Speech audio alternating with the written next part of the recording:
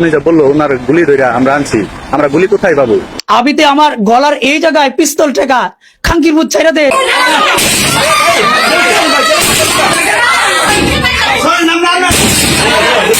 ইমামের মেয়ের ঘটনা সিনেমাকেও হার মানাতে যাচ্ছে। এবার সেই অপহরণকারী ছেলে লাইভে এসে যে তথ্য দিলেন তাতে মনে হচ্ছে ইমাম এবং ইমামের মেয়ে দোষী, এবং ইমাম যে তথ্য দিয়েছেন তাতে বোঝা যাচ্ছে সেই অপহরণকারী দোষী।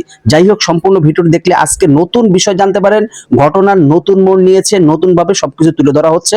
সম্পূর্ণ ভিডিওটি দেখার অনুরোধ করছি। অবশ্যই ভিডিওটি শেয়ার করে অন্যদেরকে এই নতুন সংবাদটি শোনার সুযোগ করে দিবেন। তো চলুন সম্পূর্ণ ভিডিওটি আগে দেখি, তারপরে বিস্তারিত কথা বলবো ইনশাআল্লাহ। গুলি করে মেরে ফেলাবো। আমার মেয়েটা বলে বাবা আমাকে বাঁচাও। তালা মাইরা রাখছে আমার বউকে, আমরা হাতুড়ি দিয়া তালা ভাঙ্গা আমার বউকে আমি নিয়ে আসছি। এইসব বিষয় সব ভুয়া বলছে আমার শ্বশুর। ছেলের সাথে গেছি, এখন আমার আব্বু ওরা মাইনা নিব না। আমি চাই উনি মাইনা নেকে দেন। এগুলো আমার